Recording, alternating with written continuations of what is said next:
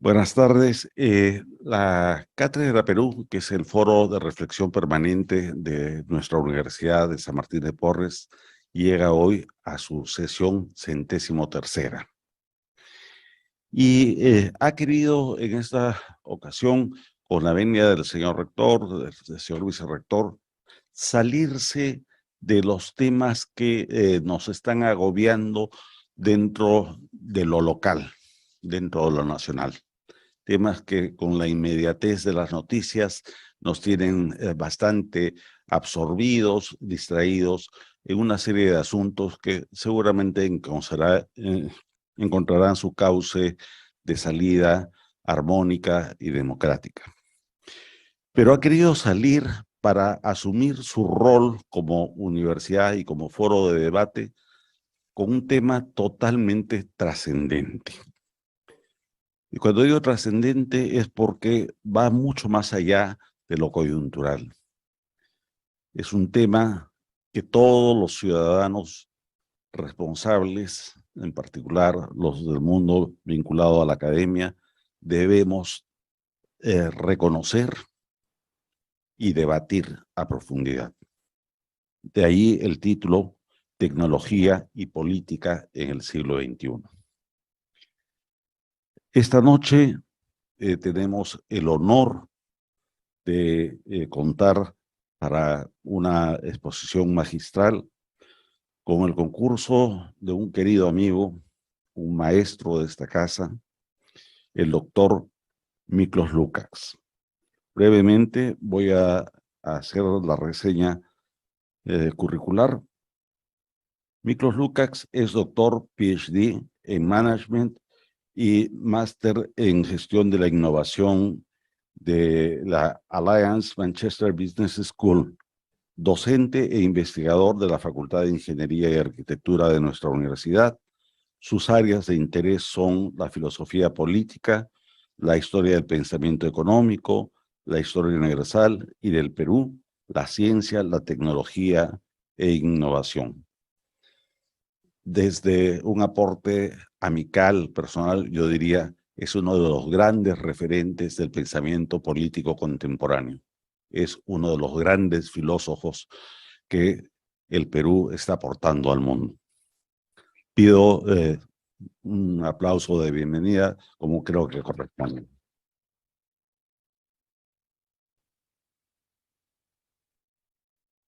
Nos acompañan hoy día para hacer los comentarios que corresponden distinguidas personalidades.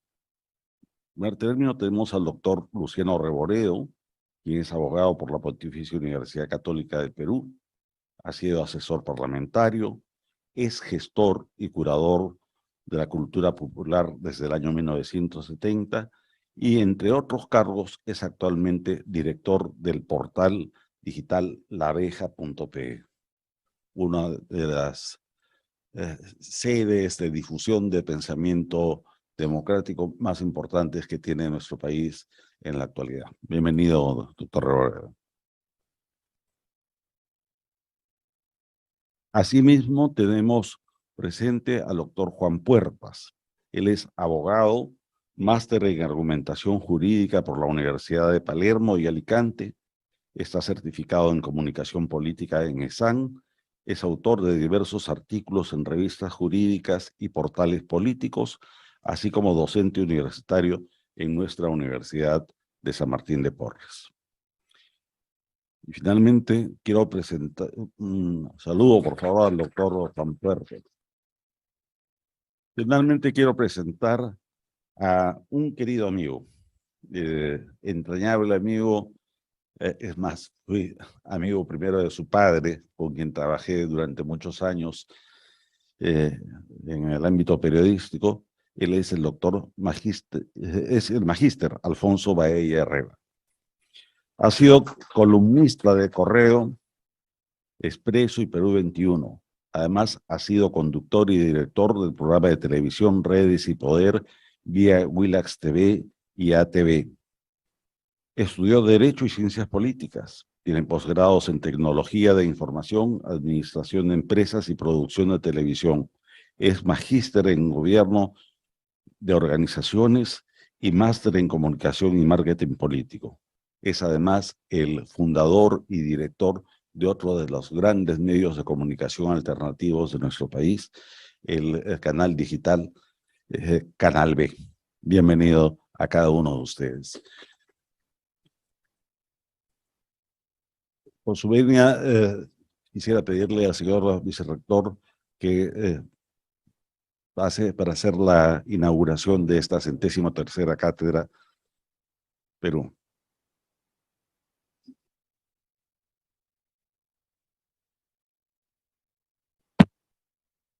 Buenas noches con todos. Ya el doctor Hugo Guerra, director ejecutivo de la Cátedra Perú, ha relevado la importancia de este foro académico, nuestra Cátedra Perú, que hoy llega a su sesión número 103. Como todos ustedes saben, el rol de la universidad es investigar, desarrollar y estandarizar permanentemente el conocimiento científico, pero debe también analizar el impacto de su producto, es decir, las tecnologías en la sociedad humana. Para ello, nuestra comunidad no puede restringirse al trabajo de los laboratorios y las experiencias de campo, y tampoco a la sola exposición de las teorías académicas.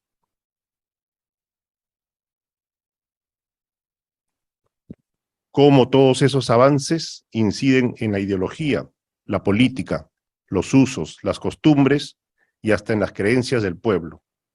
Es necesario entonces filosofar, esto es, recurrir a la perplejidad para tratar de determinar si el trabajo de los científicos, los tecnólogos y los teóricos va por el camino correcto en las complejas dimensiones de la ética y la moral.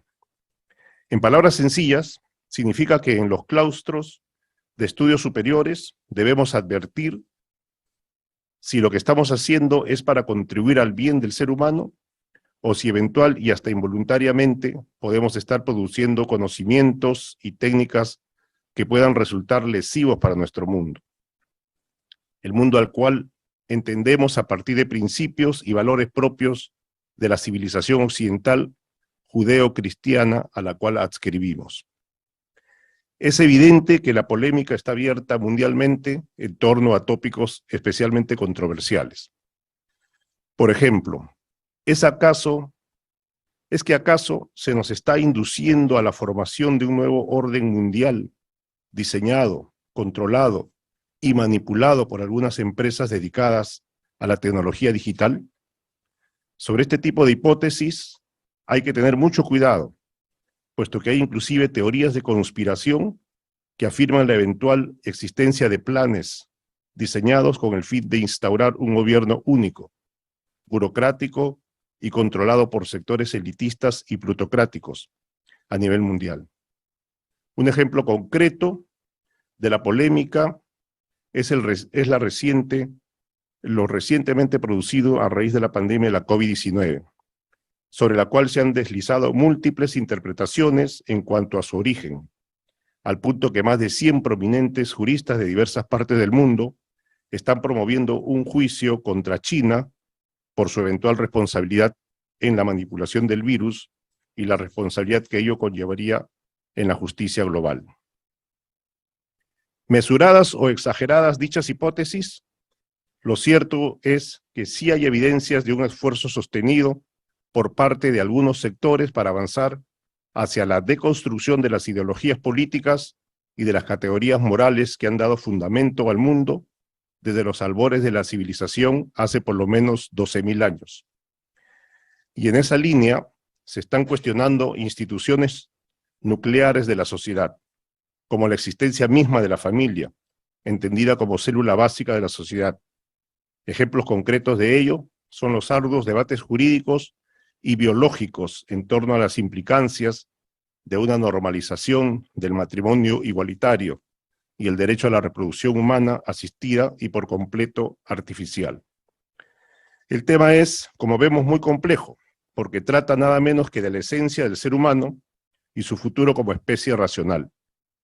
La polémica abierta golpea los cimientos de la concepción civilizatoria, revisando categorías como la identidad sexual de las personas, a quienes corrientes revisionistas de lo que significan los derechos humanos no les reconocen solo su identificación sexual objetiva, sino también que las propias Naciones Unidas han creado una lista de unas 32 identidades de género, al influjo del poderoso movimiento de los LGTBI. Bajo banderas de una tolerancia radicalizada, se ha generado una corriente de progresismo. Hay quienes la califican de progresía, que exigen un replanteamiento de todo el espectro de calificación de posiciones políticas. Hoy, términos clásicos de liberalismo y conservadurismo, por ejemplo, solo pueden ser entendidos desde su imbricación con los desarrollos científicos y no únicamente desde idearios retóricos. Las cuestiones son tan críticas que categorías sustantivas como el derecho a la vida están en debate, a propósito de la tendencia a normalizar y generalizar el aborto, la eutanasia y hasta la eugenesia. ¿Se estará pagando solo el precio del desarrollo científico? ¿Se quiere remodelar a la especie humana? ¿Avanzamos hacia una nueva normalidad, así entre comillas? ¿Se está sometiendo ya al planeta a un reseteo total? El cambio en curso es tan radical que desde la ciencia política y el derecho, pero también desde la medicina y las ingenierías, el concepto de la revolución ya no puede analizarse desde la perspectiva del conflicto social y político, sino que requiere ser entendido desde la evolución científica y sus consecuencias en la aplicación de las nuevas tecnologías. No podemos mantenernos al margen. La Universidad de San Martín de Porres tiene como lema Veritas liberavit vos, la verdad os hará libres, y añade, ama lo que haces, aprende cómo.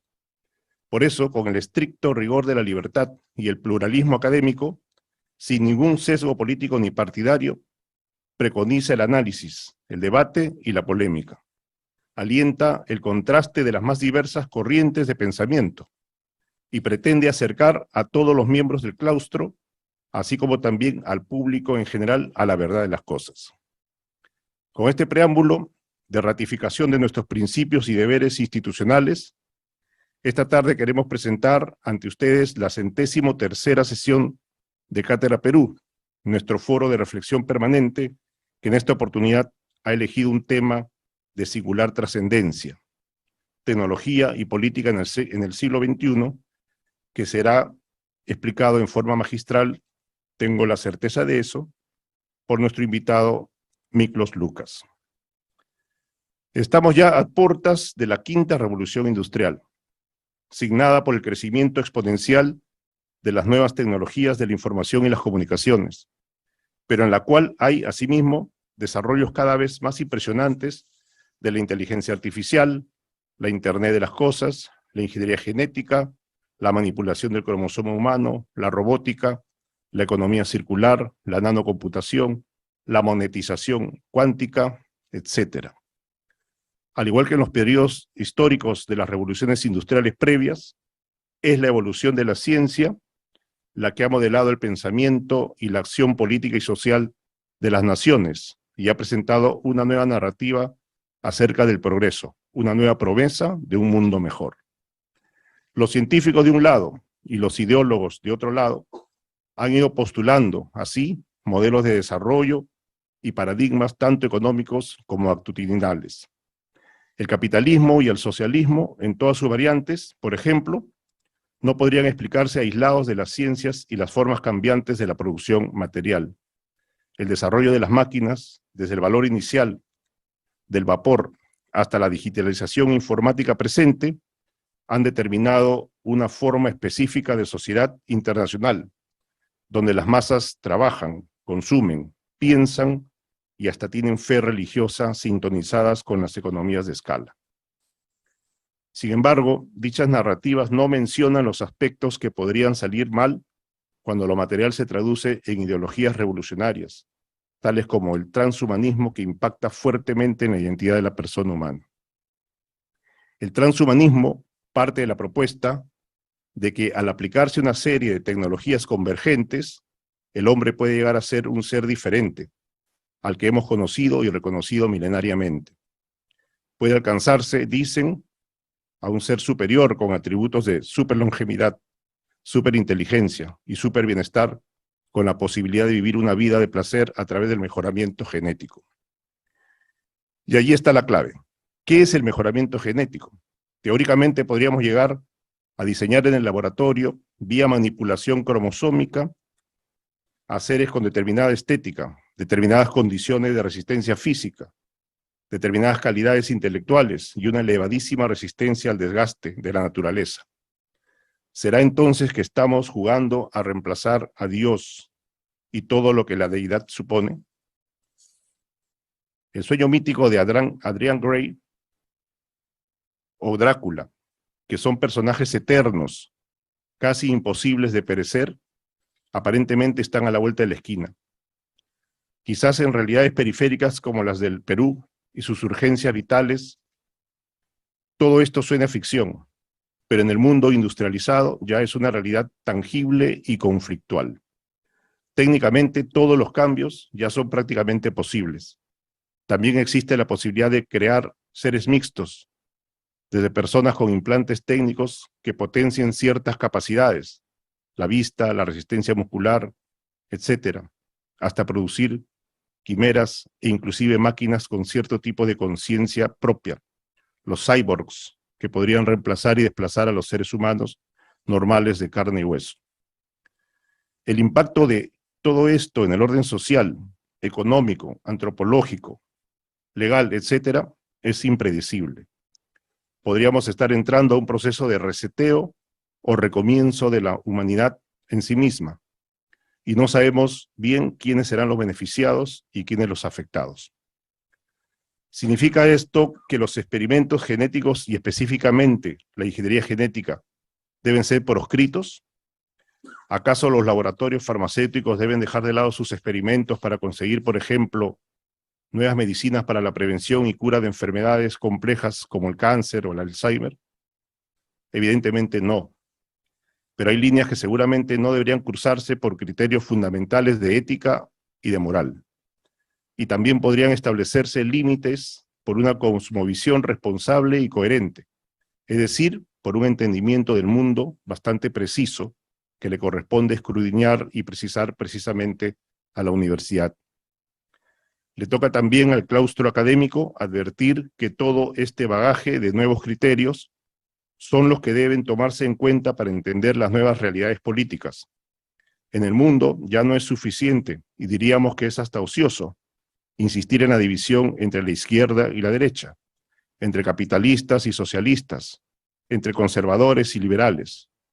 Los conceptos mayormente surgidos entre los siglos XVIII y XX ya no son suficientes para entender el mundo de las ideologías contemporáneas. Ha emergido la urgencia de adentrarnos en la biopolítica, el término que acuñó Michel Foucault para describir las transformaciones de las formas de gobierno modernas, caracterizadas por el despliegue de todo un conjunto de tecnologías, prácticas, estrategias y racionalidades políticas que tienen como objetivo el gobierno de la vida. En fin, como podrán apreciar ustedes, esta sesión de Cátedra Perú sale de lo habitual y contingente para plantear reflexiones mayores. Y para ello, a continuación, vamos a escuchar la exposición magistral del doctor Miklos Lucas, PhD en Management de la Universidad de Manchester en el Reino Unido y profesor de Ciencia, Tecnología e Innovación de nuestra Universidad de San Martín de Porres. Lo acompañarán, como ya lo dijo el doctor Hugo Guerra, con sus valiosos comentarios los distinguidos comunicadores Alfonso Baella y Luciano Reboredo, así como el profesor en Derecho Juan Puertas. A todos ellos nuestro reconocimiento, al igual que a todos ustedes por haber asistido a esta Cátedra Perú en su modalidades presencial y virtual. De esta manera, declaro inaugurado la 63ª sesión de Cátedra Perú. Muchas gracias.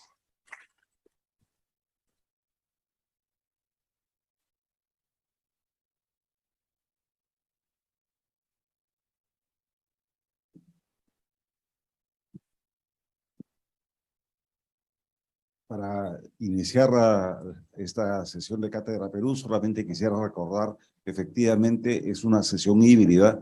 tenemos una presencialidad todavía corta por razones biosanitarias, pero está siendo transmitida por todas las redes sociales de la universidad y asimismo tenemos la transmisión generosa a través de Canal B, a través del portal de labeja.pe y se suma la transmisión a través del portal El Montonero. Con lo cual esperamos indudablemente llegar no solamente a la comunidad académica, sino al público en general, que dicho sea de paso, a través de las publicaciones que se han hecho estos días, se ha concitado una gran atención, una gran esperanza en escuchar la disertación del profesor Miklos Lucas. Por favor. No, muchísimas gracias. Perdón. ¿Puedo mover esto? Sí. Bueno, muchísimas gracias a todos los presentes. Gracias, doctor Bao, Hugo, a mis amigos Juan Carlos, Luciano, Alfonso, a mi profe, a mi querido amigo Luis Cárdenas, a mis colegas también y amigos de la FIA, de la San Martín, a los amigos que han venido acá, gracias por estar presentes, y a quienes nos están siguiendo también por el streaming. A mí me da mucha satisfacción, en primer lugar, ser parte de esta casa de estudios, porque esta casa de estudios es una universidad que va contracorriente a las tendencias mundiales que van uniformizando el pensamiento y van censurando. Y eso es atentatorio contra el principio de universidad. Y acá eso se está reafirmando, la pluralidad, eso es importante. La ciencia avanza en base al debate. Thomas Kuhn ya lo planteaba con sus paradigmas. Así que gracias por estar presentes. Me alegra ser parte de esta universidad, me siento muy orgulloso. Ahora, con respecto a lo que dijo el profesor Bao, yo voy a ir a una parte más filosófica, porque esto ya lo he tratado bastante en otras conferencias, el tema del transhumanismo, las tecnologías convergentes. Yo lo que quiero hacer es plantear en la conversación de la siguiente manera. Mi hipótesis, ojo, hipótesis, es decir, esto tiene todavía que ser validado, pero uno puede igual llegar a conclusiones preliminares a través de inferencias. O sea, esto que no existan pruebas no significa que uno pueda concluir de manera, ¿no?, potente sobre ciertos resultados. Lo que yo sostengo es que la gran guerra del siglo XXI no es política, no es económica, no es cultural, sino que es antropológica. Lo que estamos viendo en el siglo XXI, y lo vemos expresado a través de prototranshumanismos, como todas estas categorías transgénero, transraza, transespecie, transcapaz, transbotánico, etcétera, ¿no? Lo que estamos viendo es una redefinición y reconfiguración del ser humano. Para entender esto hay que entender cuáles son los desarrollos tecnológicos del momento. Y a mí me alegra que ahora esto ya no sea una teoría de conspiración. Acá tengo amigos, algunos, que en 2018 estuvieron en una cena privada donde yo hablé sobre estos temas. Y sus miradas eran un poco de sorpresa, pero yo vi que dentro de todo confiaban en lo que yo estaba diciendo. Pero 2018 a esta fecha es obviamente un tiempo largo, han pasado 4 años, pero en estos 4 años una serie de eventos políticos, económicos y socioculturales han de hecho validado las hipótesis, que ahora ya no son hipótesis, sino que son tesis, sobre cómo la tecnología está influyendo en lo que somos nosotros como especie. Vamos a partir con la idea entonces de que la tecnología está siendo utilizada, y creo que esta también es otra hipótesis que planteo, con el propósito de tercerizar, ojo con esto, tercerizar todo el proceso reproductivo del ser humano. Esto puede parecer muy lejano, me dicen, bueno, tú te estás proyectando. Hay una agenda probada de control demográfico, esto no está sometido a discusión, y si no creen, bueno, ahí está, por ejemplo, la política de un solo hijo en China durante décadas. Está también el desincentivo constante a ser padres, a través de del tema climático, un niño más es un atentado contra el medio ambiente, la situación económica, no tengas hijos porque no hay plata, son caros de mantener. ¿Para qué tienes hijos? Adopta un perro, adopta un gato. Son los desincentivos constantes para ser padres, para no aumentar la población. Y esto es un planteamiento mío, esta tercerización de la reproducción humana pasa por un tema de control demográfico. Una de esas racionalidades es la racionalidad malthusiana, ¿no? La trampa malthusiana, exceso de población, pocos recursos. Me dicen, ¿dónde está la evidencia? Por favor, vean los comunicados de la ONU, de todos los organismos multilaterales, de los gobiernos nacionales, de las universidades, es el martilleo constante. Así que esa parte yo creo que ya está probada, ¿no? Ampliamente. Y si no me creen a mí, pueden consultar a grandes autores como Jacqueline Kaysen, economista con un doctorado en la Universidad del MIT, el Massachusetts Institute of Technology, que escribe un libro, ¿no? La guerra contra la población. También está Stephen Mosher, The Heritage Foundation, un think tank muy serio en los Estados Unidos, que también propone estas ideas. Pero hay otro componente, que es el que yo agrego, que es un componente post-darwiniano.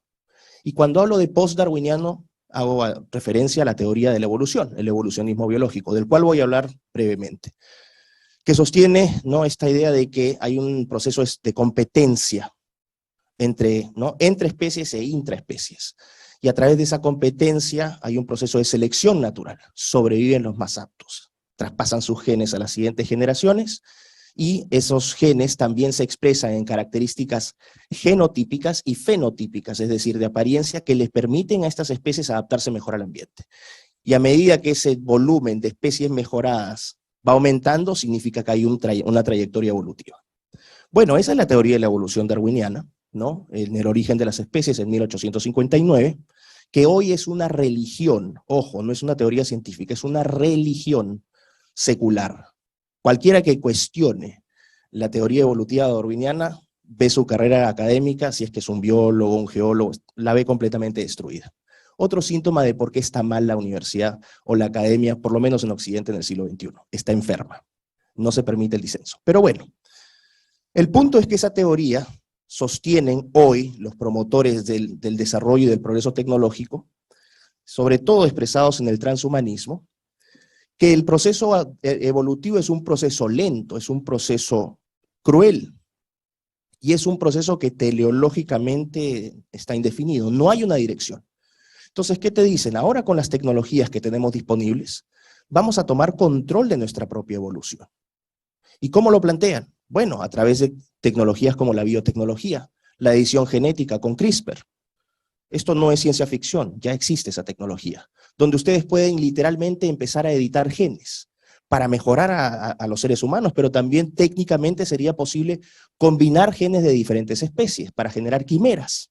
Entonces ya el centauro ya no sería una cuestión tan loca, o todas estas criaturas de la mitología griega ya no serían tan ciencia ficción, sino que técnicamente, no es que ya haya ocurrido, pero técnicamente es posible. Técnicamente es posible. Y esto obviamente te dice, tenemos este proceso donde podemos tomar control de nuestro proceso evolutivo, podemos mejorarnos en este proceso, podemos hacerlo sin crueldad, es decir, el león ya no va a matar a la cebra, ya no va a sufrir, sino que vamos a ir manipulando nuestros genes, y teleológicamente ya tiene una dirección. Podemos determinar cuál es un estándar de perfección, y hacia eso podemos ir diseñando futuros seres humanos. Nuevamente, estos en términos hipotéticos, pero eso no significa que no podamos proyectarnos hacia dónde está yendo la tecnología. Entonces partamos con esa base. Post-darwiniano entonces, ya no solamente una agenda de control demográfico, es decir, vamos a hacer menos, pero vamos a hacer mejores.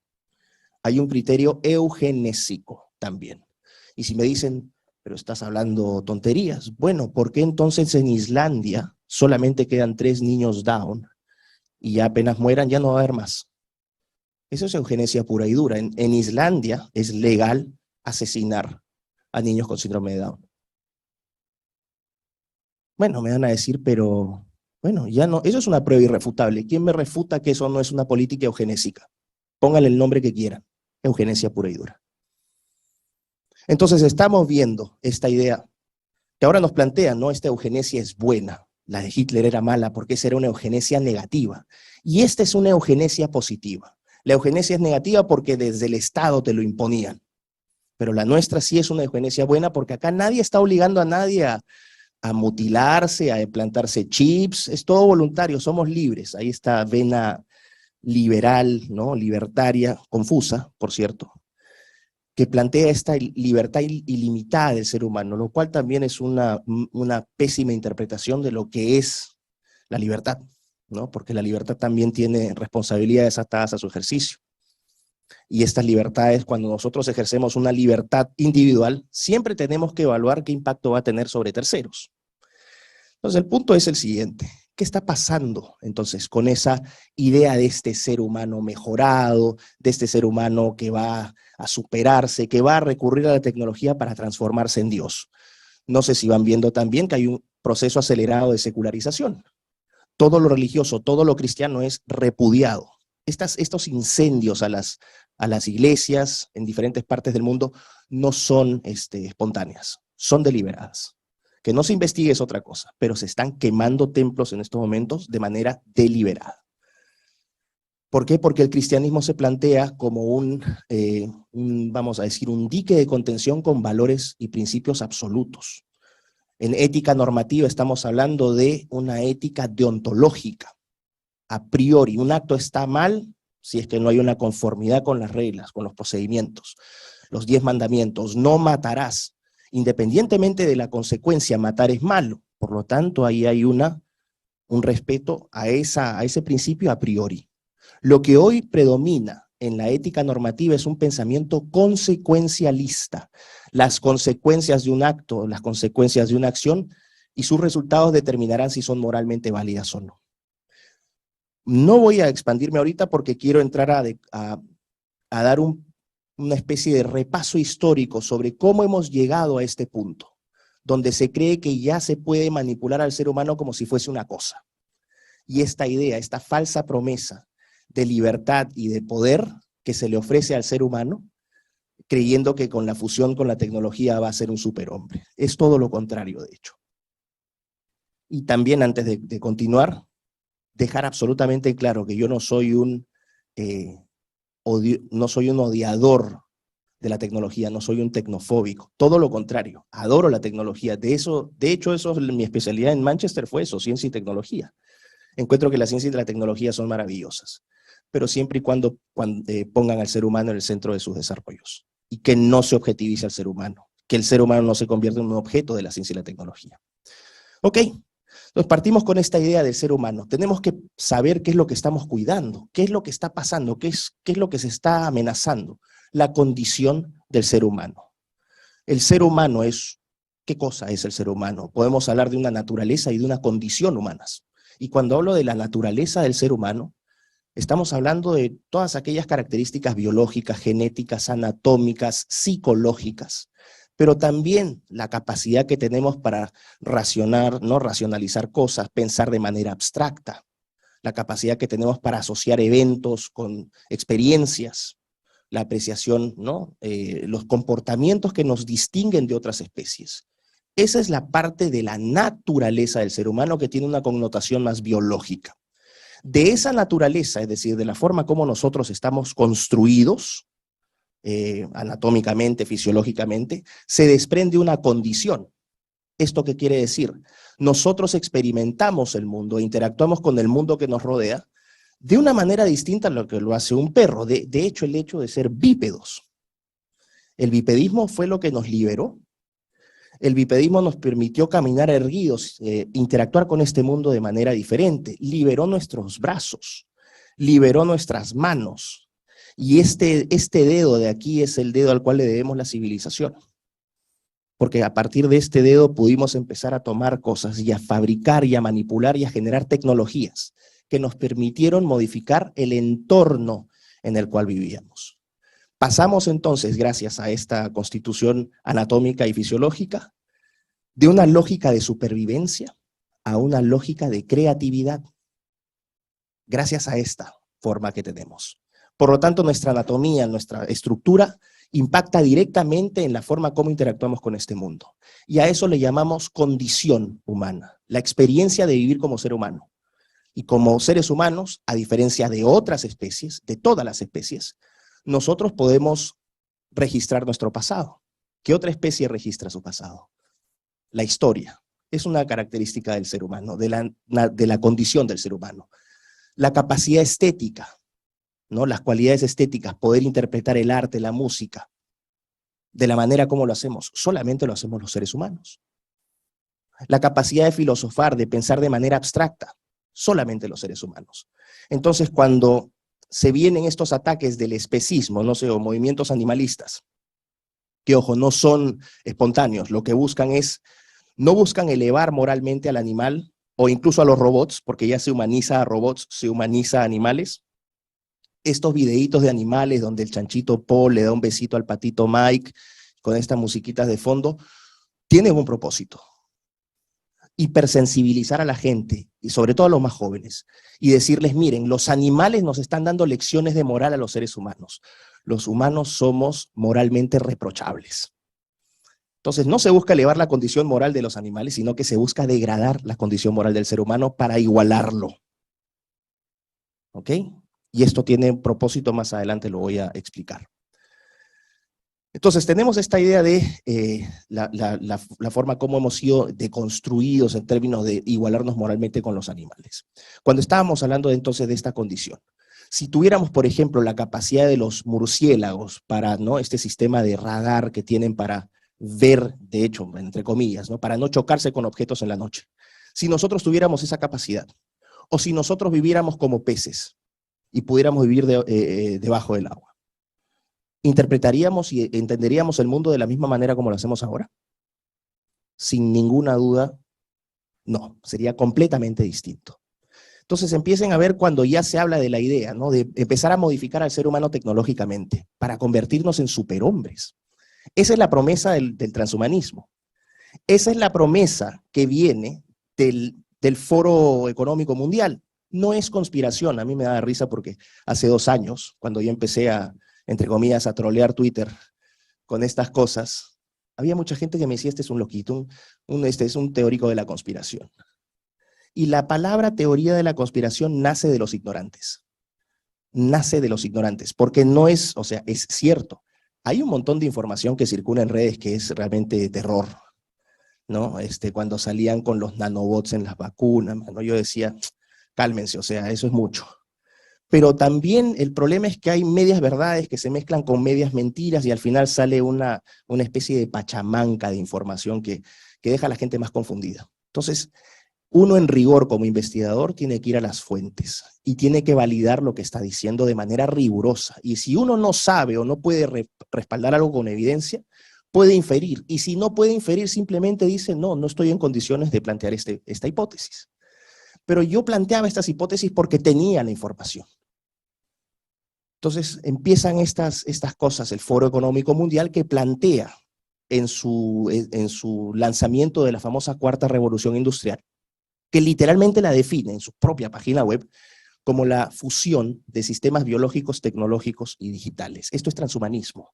Es un eufemismo para definir el transhumanismo. Nos fusionamos ¿con qué? Con cosas, con tecnologías, y nos conectamos a las redes y empezamos a vivir ya como seres mejorados. Esto es evidencia pura y dura. Está planteado incluso en el propio libro de Klaus Schwab, el director ejecutivo del Foro Económico Mundial, con su libro homónimo, La Cuarta Revolución Industrial. Y Schwab, ¿qué plantea? Que no solamente va a cambiar el entorno, sino que nuestra experiencia, es decir, nuestra condición como seres humanos, va a cambiar. Y si Schwab dice que nuestra experiencia como seres humanos va a cambiar, necesariamente tiene que cambiar nuestra naturaleza. Así que, ¿cómo llegamos entonces a este punto donde hemos reducido al ser humano una cosa con la cual simplemente empezamos a manipular tecnológicamente, ¿no? Bueno, partimos con esta idea de, vamos a ir al discurso del método de 1637 de René Descartes. Y me van a decir, ¿pero qué tiene que ver René Descartes con todo lo que está pasando? René Descartes es fundacional para lo que está pasando. Él plantea en este texto, que con este texto también nace la filosofía moderna, el famoso dualismo cartesiano. Y cortito aquí nomás, quiero que la gente entienda, sobre todo los que nos están viendo en las redes, no es que uno hable en difícil, ya se está sobrando, que habla raro con estos tecnicismos filosóficos. No, en realidad la filosofía lo que hace es facilitarnos la comunicación, porque en una palabra te define un montón de ideas. Entonces, El mundo está movido por ideas y la gente tiene que entender que lo que está pasando se debe a la consecuencia de ciertas ideas. Una de esas es el dualismo cartesiano. ¿Qué plantea este dualismo cartesiano? Descartes dice, bueno, hay una disociación. La mente es una cosa y el cuerpo es otra cosa, ¿no? Cogito ergo sum, pienso, luego existo. Entonces, ¿cómo pruebo que existo? Porque pienso. Pero Descartes a eso le dice, la mente va a estar completamente separada del cuerpo. El cuerpo en realidad es un receptáculo. Y a partir de este dualismo cartesiano se sustentan, por ejemplo, todas estas categorías trans o todas estas ideologías de género. ¿Cómo me percibo? Mi mente me percibe como planta o como hombre siendo mujer o como mujer siendo hombre. Y mi cuerpo, bueno, mi cuerpo lo puedo modificar. En realidad es relativo, es una construcción social, ¿no? Mi género es una construcción social. ¿Y qué voy a utilizar para modificar mi cuerpo? La tecnología, cirugías, trasplantes, implantes, etc. Primer punto entonces, el dualismo cartesiano, esta idea de mente y cuerpo separadas. Segundo efecto ideológico importante, el darwinismo evolutivo. Y aquí pasamos del siglo XVII al siglo XIX. 1859, el origen de las especies. ¿Y por qué es tan importante Darwin? Porque Darwin le quita al ser humano su posición de privilegio en la creación. Pero no solamente desde una perspectiva religiosa, sino también desde una perspectiva del naturalismo. El ser humano deja de ser esa criatura especial, diferente. Y dice Darwin, no, todos somos hijos, ¿no? Derivamos de un ancestro en común. O sea, los caracoles, los monos, los perros. Tú no eres diferente a esos porque tu ancestro es el mismo. Este es otro tremendo golpe, porque se inicia un proceso acelerado de secularización, sobre todo en Europa, que le quita este lugar de privilegio al ser humano. Entonces ahora me dicen, y ahora podemos ver incluso, sobre todo jovencitos que te dicen, no, que la vida de un ser humano, aborta nomás, pero aborta un bebé, pero no te preocupes, tenemos que salvar a las tortugas de Costa Rica, ¿no? A partir de este especismo que degrada moralmente al ser humano y eleva moralmente a los animales, y a partir de esta idea de que no somos especiales, entonces te dicen abiertamente, no, hay que salvar a los animalitos, pero aborta libremente, libre y seguro. La pregunta sería si la prueba ácida sería, ¿no? Ponerles a un bebé recién nacido y a un huevito de codorniz y decir mata a alguno, con tus manos. Seguramente va a haber algún número de dementes que matará al bebé porque ahora están completamente putrefactos algunas mentes jóvenes. Pero la mayoría todavía va a activar ese instinto y va a, ¿no?, privilegiar al ser humano. Entonces pasamos de ¿no?, esta lógica donde ya no somos especiales. Tercera ideología que hoy está dinamitando los cimientos de nuestra civilización: el utilitarismo. Esta teoría, esta ética, ¿no?, esta teoría ética normativa nace en 1789 con una publicación de Jeremy Bentham. Jeremy Bentham es un legista y un filósofo inglés que, ojo, está disecado, momificado en el University College of London. Ahora lo han guardado, pero antes estaba en la entrada, entonces uno entraba y lo veía Bentham todo disecado ahí en la, ¿no?, medio creepy la cosa, pero bueno. Y Bentham plantea esta frase, él dice: en realidad el ser humano está gobernado por dos grandes amos, el placer y el dolor. Todo lo que haga este ser humano va a guiarse sobre, ¿no?, la maximización del placer y la minimización del dolor. A partir de este principio, donde él sostiene tratar de lograr la mayor felicidad para el mayor número de personas posibles, es decir, la consecuencia es una ética consecuencialista, entonces dijo, bueno, está fantástico. Todo aquello que sea útil, en términos sobre todo de lo que nos genere placer y nos evite dolor, es moralmente deseable.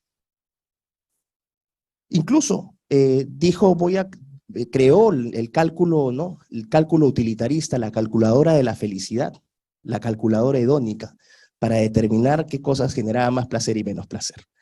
La teoría de Bentham después es refinada por John Stuart Mill, que es un liberal clásico, ¿no?, un socio liberal inglés, donde él divide entre placeres superiores y placeres inferiores. Entonces, placeres superiores, todos aquellos que tienen que ver con el cultivo de la mente, el espíritu, y placeres inferiores, los que están relacionados con el cuerpo, las sensaciones corporales. ¿A qué voy con esto? Uno podría decir, bueno, ¿cómo vamos a estar en contra de que haya mayor felicidad para el mayor número, no, la mayor felicidad posible para el mayor número de personas? Inicialmente nadie podría estar en desacuerdo con eso. Yo creo que resuena que, bueno, sería deseable. El problema es cuando empezamos a cuantificar, ¿no?, los placeres y los dolores. Y el problema más grave aún es cuando empezamos a asignarle condición moral, ¿no?, o darles valoraciones morales a ese tipo de decisiones o juicios. ¿Por qué? Porque algo ya no deja de ser bueno o malo por la naturaleza o cualidad de ese acto, sino que vamos a determinar que algo es bueno o malo si es placentero o útil. Es útil, placentero, útil, entonces es bueno, hazlo. Es inútil o te genera dolor, entonces no lo hagas. Eso es moralmente malo. ¿Qué se le dice ahora a los jóvenes? Se promueve, sobre todo en esta época, se está promoviendo un hedonismo, ¿no? Esta búsqueda del placer interminable, sobre todo a los jóvenes. Esta idea de la autogratificación constante. Todo aquello que apunte a tu placer, ¿no?, y sobre todo si es sexual, van adelante con eso. Eso es moralmente bueno. Y todo aquello que te limite tu placer, tu vida de placer, está mal. Quedaste embarazada, ese bebé es inútil, abórtalo. Entonces está moralmente justificado, desde una perspectiva utilitarista. Ese es el peligro de pasar al utilitarismo. ¿Por qué? Porque cosificamos al ser humano. ¿Qué es lo que está pasando ahora? Pueden haber debates sobre el tema del aborto. Efectivamente hay casos que son muy sensibles, donde uno tiene que hilar muy fino, porque no es un blanco y negro puro, hay escalas de grises también. La idea siempre sería apuntar a salvar las dos vidas. Esta es una posición personal, que es compartida ampliamente por el pueblo del Perú, aunque los medios de prensa no lo quieran decir. Pero ese es un punto interesante. ¿Hasta qué punto cosificamos al ser humano? Cuando se aprueba el aborto, lo que se hace de facto es transformar al ser humano de un ser con derechos, un sujeto con derechos, a una cosa. Esto es utilitarismo. Entonces esa cosa, si no te sirve, bótala, destrúyela. Hoy van a ser entonces los bebés. ¿Y qué pasa si mañana son los discapacitados o los ancianos? Porque el problema es ese. Los que están ahora apoyando esto están escupiendo al cielo. Quizás los criterios cambien más adelante. Y ya ustedes terminen siendo, los que promovieron toda esta basura, van a terminar siendo víctimas del propio sistema monstruoso que ustedes están creando, validando estas cosas. Cosificar al ser humano es lo más terrible. Cosificas al ser humano y mataste todo. Lo degradas moralmente, ¿no? Y van viendo esta tendencia, donde vamos literalmente instrumentalizando al ser humano. Cuando se instrumentaliza al ser humano, puedes hacer lo que quieras. ¿Y qué es necesario para prácticas, por ejemplo, las promesas que hace el transhumanismo? Eso, tratar al ser humano como una cosa. Porque el transhumanista no ve al ser humano como un ser integral, como una totalidad, lo ve como un ser modular. Entonces, no te funciona una pierna, bueno, no importa, ampútatela y te ponemos una prótesis. Pero bueno, ¿quieres tener mayor capacidad cognitiva? Nada, te ponemos un chip en la cabeza, Neuralink. Y todo el mundo está alucinado, dicen qué fantástico es esto, va a ser libertad absoluta. Aquí la pregunta yo le haría sobre todo a los más jóvenes que están pensando en ser los próximos Luke Skywalkers y cyborgs del mundo. ¿Ustedes van a fabricar esas tecnologías en su casa o van a tener que comprárselas a una gran empresa tecnológica? ¿Qué pasa si no pagan su mensualidad? No, oye, mira mi brazo biónico, mano. Uy, no funciona, ¿qué pasó? No has pagado la cuenta. ¿De qué libertad me están hablando? Al final van a ser esclavos de una serie de proveedores, de partes y servicios tecnológicos. Ojo, esto es en términos hipotéticos, pero ya que estamos imaginando el futuro, imaginemos las consecuencias negativas del futuro. Otra cosa, ¿todos van a tener acceso a estas tecnologías mejoradas? ¿O solamente los más ricos van a tener acceso? Bueno, ¿y qué pasa entonces si los más ricos empiezan a mejorarse genéticamente? Entonces, genéticamente obtienen hijos que son intelectualmente más capaces, físicamente más fuertes, con mayor capacidad, ¿no? Mayor longevidad también. Finalmente lo que puedes hacer es crear una subespecie. Así como ocurre con los pollos, la década de los 50 los pollos pesaban 1,2 kg, 800 gramos, ahora pesan 2,4 kg, es otra especie. ¿De qué igualdad me hablan? ¿De qué inclusión me hablan? ¿De qué diversidad me hablan? Ese es el problema. Ideológicamente lo que hemos hecho es destruir al ser humano. No es empoderamiento, que es una palabra que detesto. No se empodera a nadie. Se están dinamitando los cimientos de la libertad del ser humano con falsas promesas, porque son muy pocos los que controlan estas tecnologías, los que las desarrollan, los que las regulan y quienes se benefician económicamente con ellas. ¿O no? ¿O estoy hablando tonterías? Hay un patrón, si es que me dicen, ¿cómo puedes probar empíricamente esto? Bueno, vean el patrón de concentración de riqueza en el sector tecnológico, en la producción de laptops, en la producción ¿no? en la provisión de servicio de 5G, en la producción de celulares. Son 3, 4, con mucho, 5 empresas. Generalmente son 3 o 4. La concentración. A eso apunta todo, a la concentración de poder económico, y el poder económico que da poder político. Y si no me creen a mí, Douglass North, ¿no? Violencia y órdenes sociales, para aquellos que quieran leer un poco sobre esta teoría de cómo el poder económico se traduce también en poder político. Entonces, no sé cómo ando con el tiempo. ¿Ya estamos para cortar? Ok, entonces, para cerrar, existen tecnologías que hoy ya no son ciencia ficción. Los úteros artificiales, que la feminista Shulamit Firestone, una feminista radical, dijo, van a ser finalmente la liberación de la mujer, la liberación total. Los úteros artificiales ya no son ciencia ficción, ya existen, ya se están desarrollando. La Universidad de Twente en Holanda está desarrollando, tiene un fondo de 13 millones de euros para desarrollar úteros artificiales. Ya se han hecho experimentos exitosos con esto. Nuevas masculinidades, dijo alguien. Hombre embarazado. ¿Qué pasaría con el concepto de familia si empezamos a fabricar niños en tubos de ensayo? ¿Quién va a ser el papá de ese niño? Pero ¿qué pasa si en vez de tener un papá, tiene 3 mamás porque estamos usando 3 óvulos distintos? Porque ya existen técnicas tripartitas. ¿Qué pasa con el concepto de familia? ¿Con quién se relaciona ese ser humano? ¿Ese es el futuro que queremos? O sea, yo personalmente es un futuro que repudio, que no quiero que ocurra. Y creo que tenemos que empezar dándole a las personas esta idea de que todo este discurso tecno-optimista viene con una sorpresa que no es muy agradable. Así que lo voy a dejar ahí y después podemos pasar a comentarlo. Gracias. Muchas gracias, Miklos. Bueno, creo que no nos sorprende, nos reafirma en la admiración al expositor, pero también nos deja muchas inquietudes que son las que a continuación van a comentar los miembros de este panel.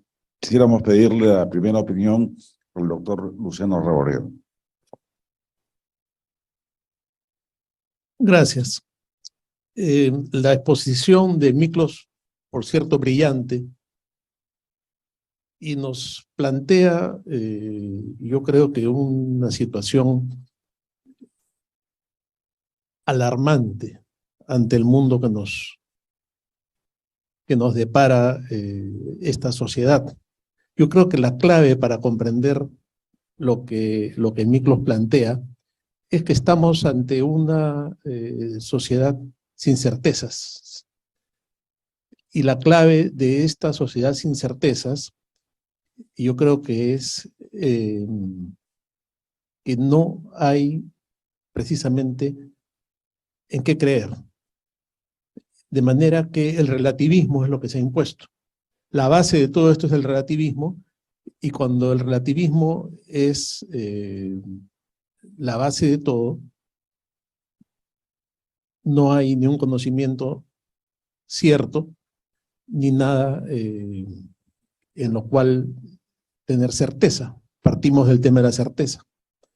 No, entonces, cuando hasta en la década del 80, por ejemplo, leíamos 1984 o Un Mundo Feliz, hablábamos de novelas distópicas y nos parecía algo que se calificaba como la utopía negativa, ¿no? Algo que era impensable.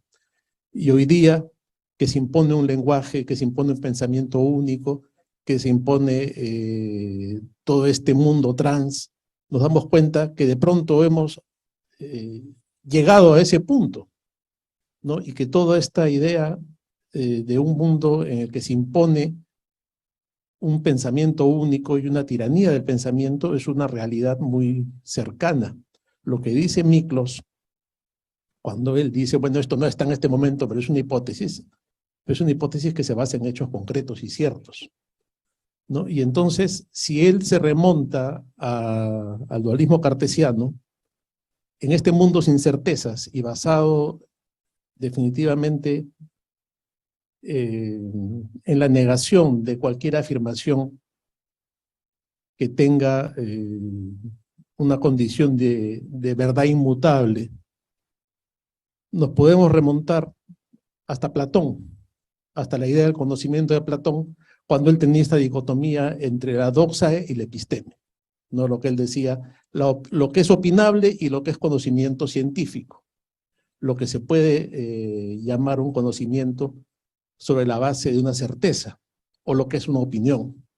Hemos llegado a un punto en que lo que se considera cierto es la opinión, de manera que tu género es lo que tú opinas, lo que tú sientes, y se ha destruido la certeza.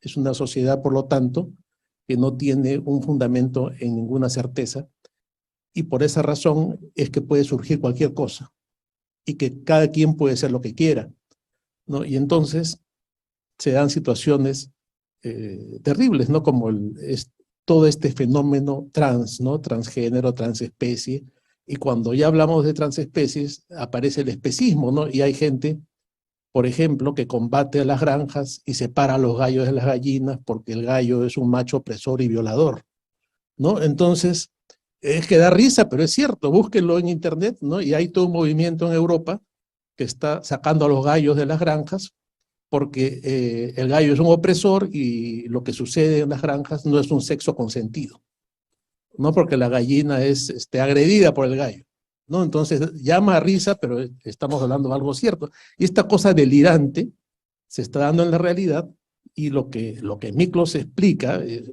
perfectamente válido y perfectamente posible, ¿no? Entonces, yo tengo hijos pequeños y me preocupo mucho de lo que venga en adelante para estos chicos.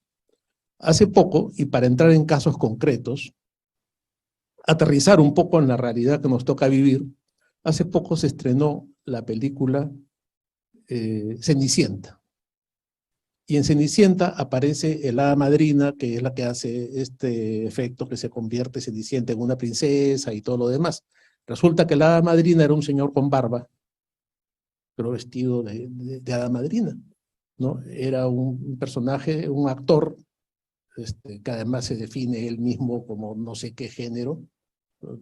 Es un hombre con barba de raza negra y era la hada madrina. Entonces lo entrevistan en una de estas revistas de espectáculos y le dicen, oye, pero la gente va a reaccionar mal. Esto es inconcebible. ¿Cómo el hada madrina va a ser un negro con barba? Y él dice, no, reaccionarás mal tú, pero los niños ya están preparados.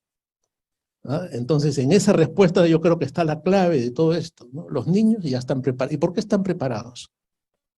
Porque si observamos los medios de comunicación que van dirigidos a los niños, perdón, Alfonso, te estoy dando la espalda, los niños ven dibujos animados en forma permanente, y en todos los dibujos animados está este mensaje, ¿no? Del animalito que da una lección al ser humano, como Miklos explicaba, del papá que es el tonto, porque hay que destruir la imagen paterna, de la familia que no funciona, porque hay que destruir la familia, del superhéroe que ya no es, casi nunca es un hombre. Si ustedes observan el fenómeno Marvel, todos ahora es la Capitana Marvel, la Mujer Araña, porque el feminismo también ha entrado. En Disney ya hay una indicación para que todos los personajes sean de la comunidad homosexual, y eso es público, ¿no? Entonces, ¿por qué me estoy yendo a algo tan prosaico, tan directo? Porque eso es la manifestación práctica de lo que en forma tan brillante ha explicado desde el punto de vista filosófico Miklos, ¿no? Entonces, se está formando, y ahí es a donde yo quería apuntar, Se está formando ya una nueva generación de niños que reciben ese mensaje, ¿no? Y ahí está la clave de lo que dice el hada madrina con barba, cuando le responde el periodista: tú estarás preocupado, pero los niños están preparados ya para esto. A ellos no les va a parecer nada raro que la hada madrina tenga barba, ¿no? ¿Por qué? Porque ya no vivimos en una sociedad con certezas, vivimos en una sociedad que no se basa en la episteme, sino en la doxa, en la opinión. Cada uno da por hecho lo que opina. ¿Por qué? Porque el género es una construcción social, ¿no? Entonces, yo mañana me puedo levantar pensando que soy mujer, y si alguien me dice que no, es un homofóbico, un transfóbico o algo parecido, un nazi, ¿no? Y lo puedo denunciar. Y si la denuncia no procede, puedo ir a parar hasta la Corte de Costa Rica, ¿no? Y ahí ya no denuncio al transfóbico, sino que denuncio a Indecopi, al gobierno peruano, y Costa Rica va a obligar al gobierno peruano a que me indemnice porque yo soy mujer, ¿no? Entonces, claro, es una locura, ¿no? Entonces, hace, digamos, 25 años, seguramente mi padre me hubiera llevado al psiquiatra si yo me levantaba una mañana diciendo que era mujer, ¿no? Pero hoy en día eso no funciona así. Y no estoy hablando del caso de la comunidad homosexual, gente que merece todo el respeto y que siempre ha existido. Estamos hablando cuando eso se convierte en un tema ideológico y cuando eso se pretende, a partir de convertirlo en una ideología que no tiene un asidero en la ciencia, imponerlo, por ejemplo, a los niños, ¿no? Entonces, ese yo creo que era el aspecto desde el cual yo quería acercarme a la exposición de Miklos, desde el punto de vista de cómo eso se presenta en la sociedad actual, ¿no? Ya no solamente estamos hablando de algo que está en los libros, ¿no? No son teóricos que están escribiendo estas cosas y se discuten en los niveles académicos más altos y son algunos loquitos que piensan estas cosas. Eso está en los medios de comunicación, está en las universidades, está en los colegios, está en los currículos escolares acá en el Perú, ¿no? Las consultorías que llegan al Ministerio de Educación y que imponen este tipo de temas en los libros escolares son evidentes, ¿no? Y ese es uno de los problemas por los cuales han saltado hasta el cielo cuando ha aparecido un proyecto de ley en el Congreso para que las asociaciones de padres de familia puedan ver qué cosas se incluyen en los textos escolares. Entonces ahora resulta que el hecho que un padre de familia sepa qué le van a enseñar a su hijo es algo malo, ¿no? Cuando eso toda la vida ha sido algo normal. Entonces, ¿qué pasa? Hay una nueva normalidad. Ese tipo de palabras van imponiéndose, ¿no? Todo es nuevo. Nueva normalidad, las nuevas masculinidades. Entonces, una nueva masculinidad, ¿qué cosa es? Es un hombre al que le despojan de la masculinidad y que adopta una manera distinta de ser, ¿no? Ya no es lo masculino. Y eso tiene que ver con el hecho que yo hablaba antes de cómo los niños van recibiendo este mensaje a través de los medios de comunicación, de los dibujos animados, las películas, y se van convirtiendo en lo que decía el actor de la madrina, ¿no? El niño no va a reaccionar, el niño ya está preparado. Entonces, creo que eso era, Hugo, lo que yo quería aportar en este momento, de las ideas que me ha generado la exposición, reitero, brillante de Miklos. Muchas gracias, Luciano. Creo que en este decalaje has puesto una serie de ejemplos que son terroríficos, ¿no? Pero efectivamente son reales. Pero al ser reales también abren el espacio para el debate académico, para la polémica. Ahora es el turno del doctor Juan Puertas, que seguramente nos hará un enfoque más jurídico, supongo, de estas reflexiones. Por favor. Antes que nada, muchas gracias, doctor Bao, por la invitación y muchas gracias al expositor, al doctor Lukács, por su disertación. He tomado algunas notas, permítanme ser un poco sistemático, ¿no? Lo que nos viene a decir el profesor Lukács, dicho sea de paso, yo siempre he seguido su trabajo, hoy día, es que focaliza el tema en que la guerra es antropológica. Es decir, cuando él dice que la guerra es antropológica, yo entiendo que el objetivo es antropológico. El objetivo es materializar esa idea del transhumanismo, como decía el doctor Bao, de superlongevidad, superfelicidad y superinteligencia, ¿no? Ahora bien, el doctor Lukács, como buen catedrático que es, se cuida mucho de decir si son hipótesis o tesis y que hay que ir con cuidado.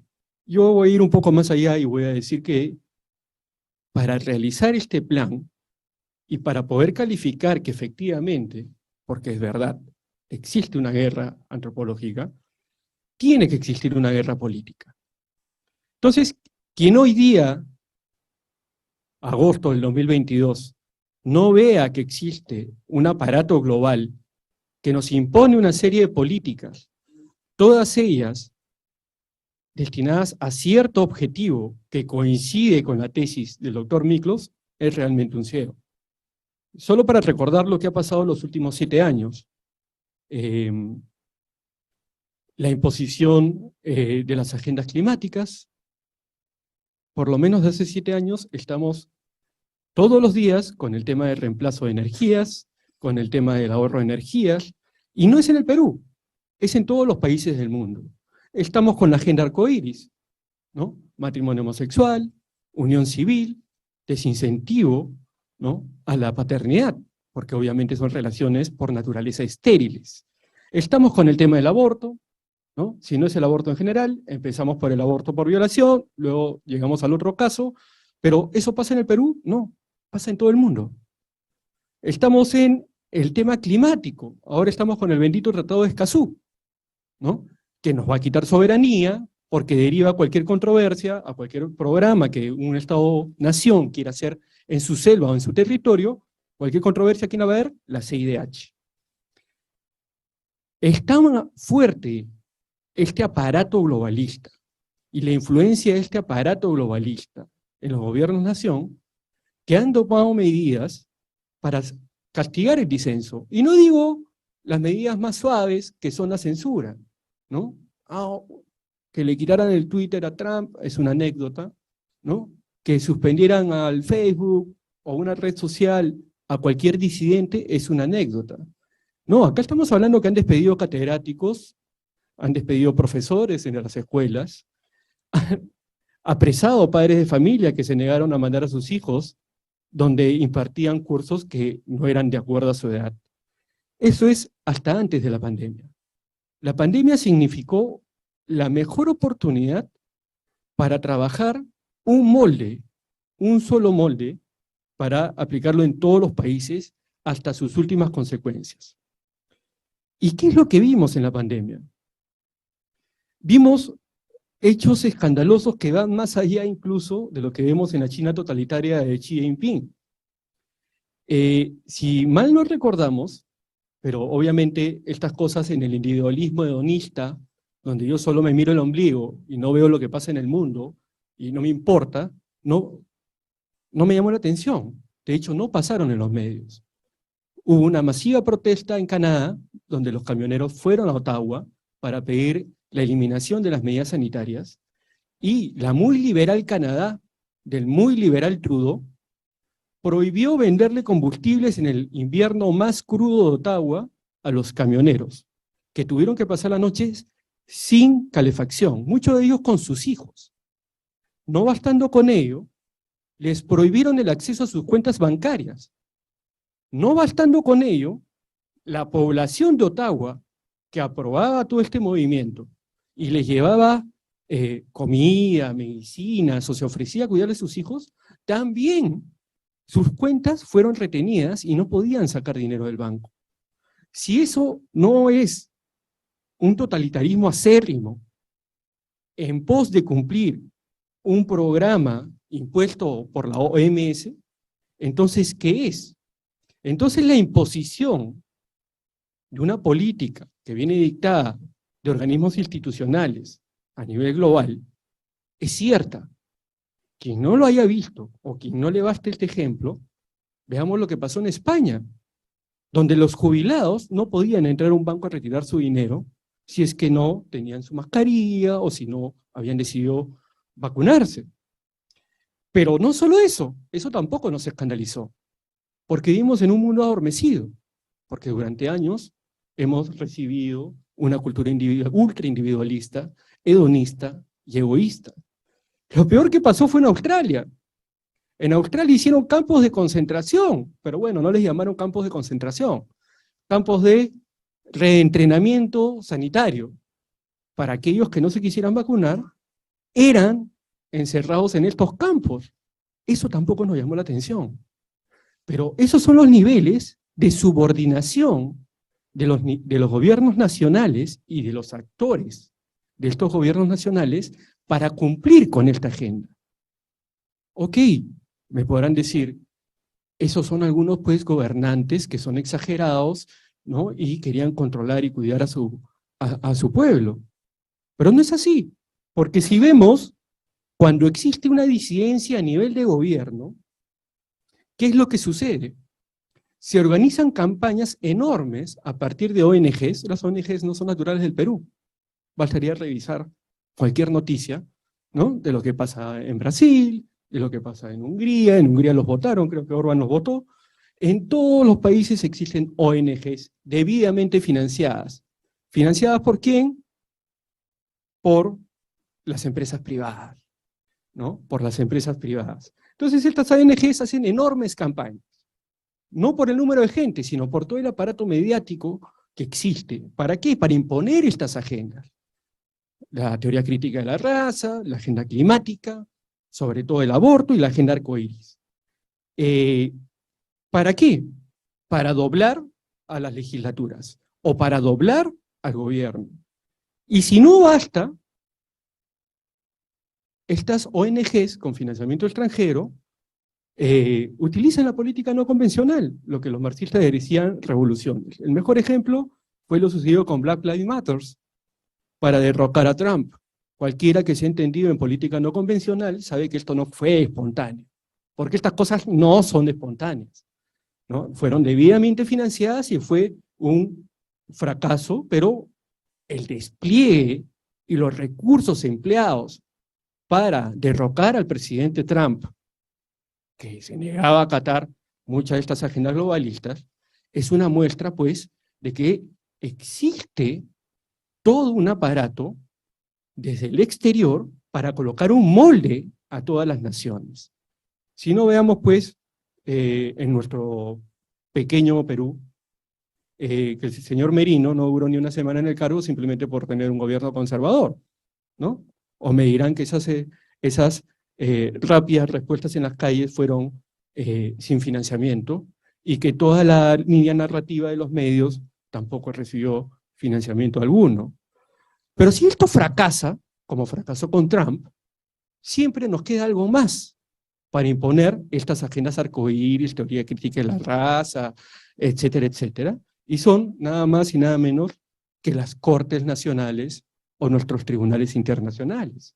Hoy en día, y dado que me han pedido que hable algo de derecho, ciertamente el derecho ha heredado la modernidad líquida de Bauman y los significantes y significados de Laclau. Es decir, las normas jurídicas no dicen nada. Cuando uno habla de derechos, hoy en día, y lo digo como profesor de Derecho, la verdad no estoy seguro qué estoy diciendo. De hecho, lo ha dicho el propio Tribunal Constitucional peruano cuando dice, define la dignidad humana, no la define. Es un principio que genera derechos.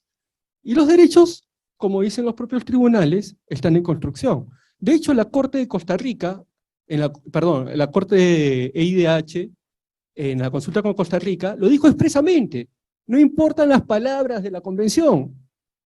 Yo decido.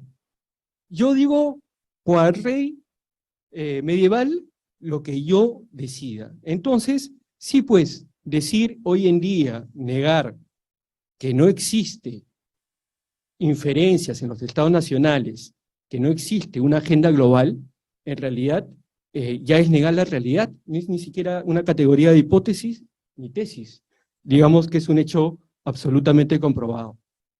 Pero para terminar, si hablamos de una guerra antropológica, entiendo que por lo menos, tenemos dos escenarios. Uno ideológico, ¿no? Cómo impongo el transhumanismo en el mundo, y a propósito de esto, puedo poner otras ideologías o negar estas ideologías. Ahora, en ayuda y como insumo del transhumanismo, como dijo el doctor Lukács, ¿no? Está en la teoría del género, la teoría de la raza, la teoría del cambio climático, el animalismo, y todas estas teorías pues que no resisten el mayor debate. Si nos damos cuenta, no existen debates académicos sobre estas teorías, porque en 5 minutos cualquier persona racional destruiría estas teorías. En el 2015, cuando estuvo de moda esto el tema de género, recuerdo claramente cómo huyeron del colegio de abogados cuando los retamos a un debate. Huyeron cuando vinieron Agustín Laje, Nicolás Márquez, y siempre huyen de los debates, porque obviamente es insostenible cualquiera de estas teorías, pero bueno, calan por el náusea de la ayuda mediática. Ya voy terminando. Y finalmente, si damos una batalla ideológica, tendríamos que fabricar una nueva narrativa para trasladarla, que entiendo que algunos le llaman construir una nueva derecha. Habría que pensar sobre eso. Yo tengo mis serias dudas sobre es posible tener una alianza a nivel sobre todo filosófico entre liberales, libertarios y conservadores, sobre todo los conservadores religiosos, ¿no? Porque parte del problema es este utilitarismo que nos comentaba el doctor Lukács. Nosotros no podemos aceptar el utilitarismo, que el liberalismo genera hedonismo, genera un ultraindividualismo, y parte de ello es el problema. Entonces, podríamos hacer una alianza que sería pegada con babas, ¿no? Pero fuera del tema ideológico, imaginémonos que vencemos el tema ideológico, la tecnología va a evolucionar con o sin el aparato institucional global. ¿Y qué va a pasar acá? Porque muchos chicos, o muchos de nosotros, imbuidos de nuestro hedonismo, vamos a querer vivir más años, vamos a querer ser más inteligentes. Entonces, ¿yo qué le puedo decir desde el plano liberal? Desde el plano liberal, yo le podría decir al doctor Arteaga, que quiere tener un CI de 200, ¿no? Oye, no te implantes un chip, ¿no? Lo cierto es que sí hay un peligro colectivo y que solo puede ser entendido desde un análisis colectivo.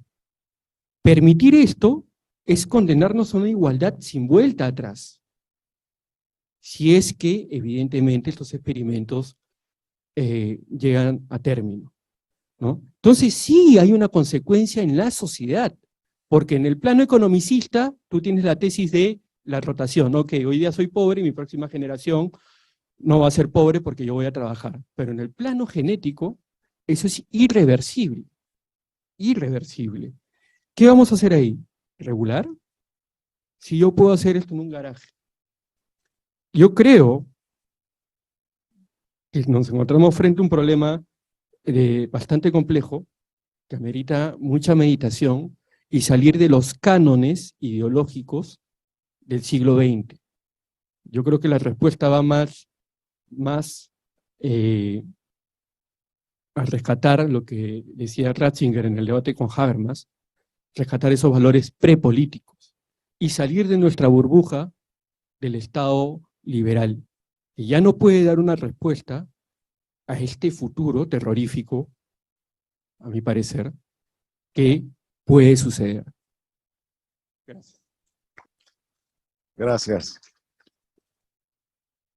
Antes de pedirle el comentario a don Alfonso Baella, yo apelaba a la reflexión jurídica porque el otro día me ocurrió en mi clase de Derecho Internacional, tratamos el tema del aborto, entre otros temas. Entonces un alumno se para y me dice, profesor, acá está la resolución de septiembre del 2019 del Comité de Población de Naciones Unidas y que dice que los derechos humanos se le reconocen a las personas nacidas vivas.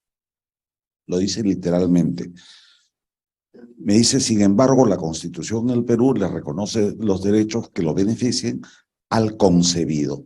Entonces, ¿qué derecho prima? ¿El derecho internacional al que nos sometemos libremente o el derecho constitucional? Inquietud que viene a cuenta en este debate. Por favor, Alfonso, tus comentarios.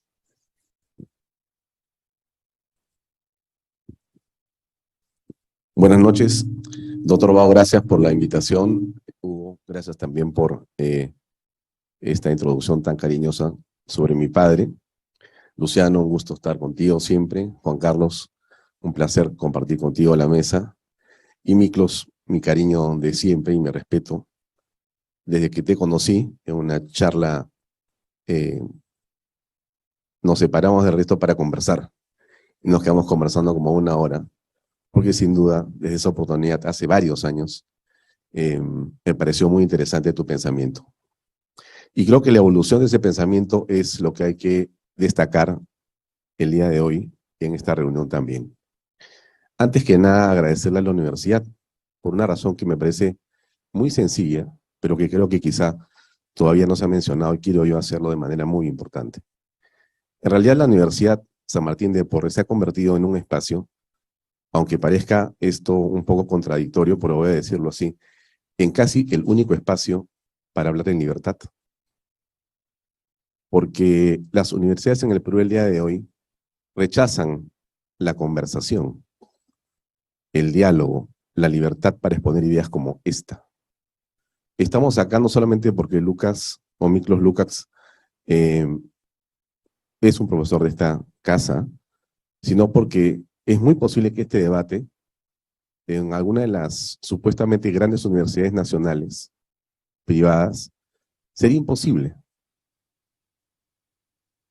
Y entonces creo que eso hay que comenzar por rescatarlo.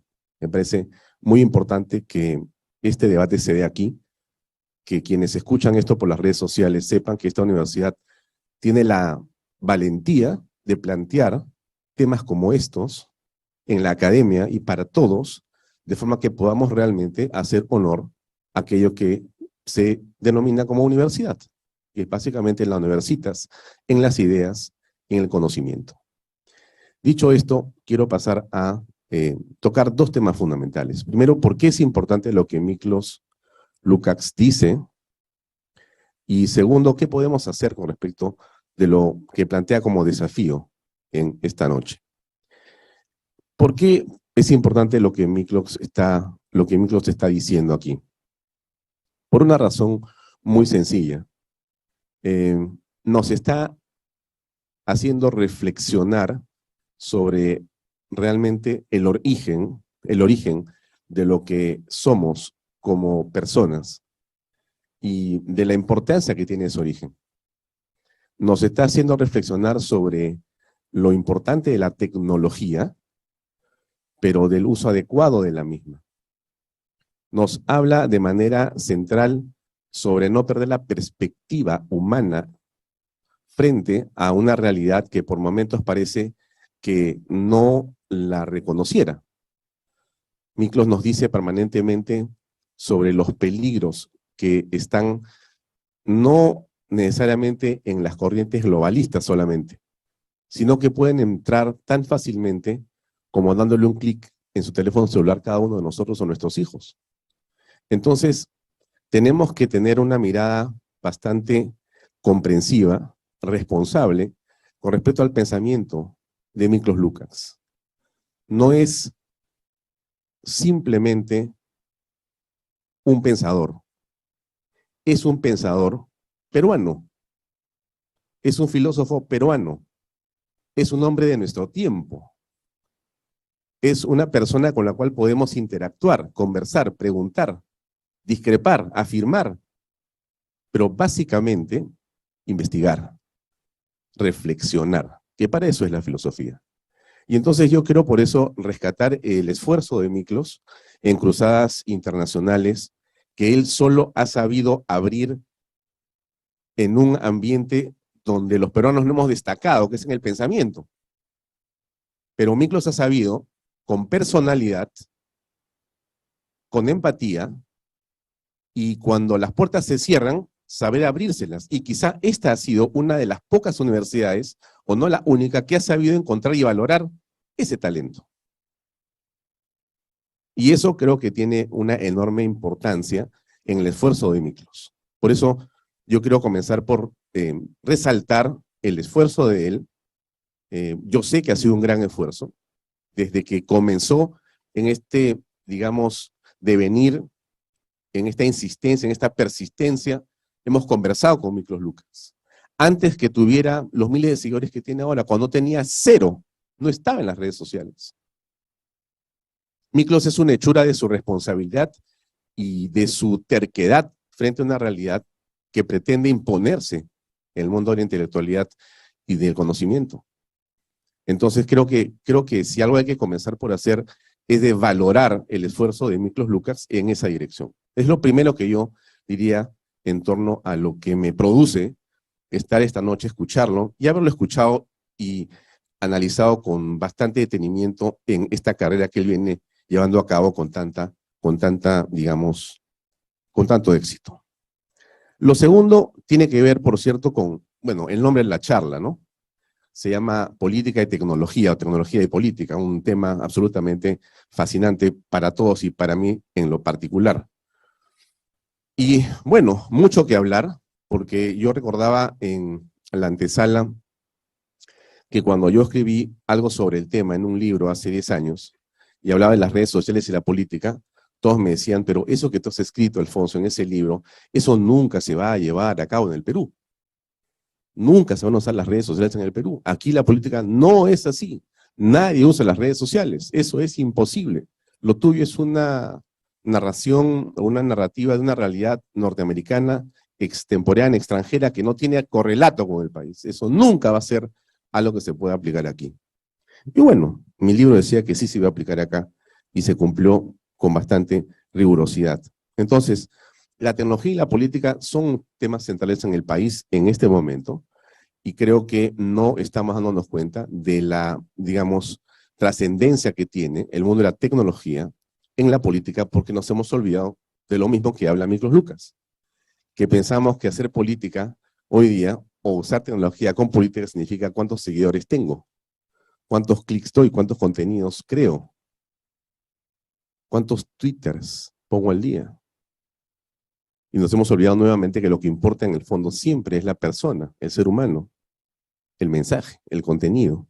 Lo relevante es cómo interactúo con personas, no cuántos tweets envío. La gente dice, necesito redes sociales, como sea. No, la política siempre ha sido convencer, siempre ha sido convencer. Platónica, aristotélicamente, siempre ha sido lo mismo, y no va a dejar de serlo, nunca. Y entonces, sí, la tecnología y la política son un tema absolutamente impresionante e importante, pero ahí aparece un primer asunto que creo que es fundamental comentar ahora, ¿no?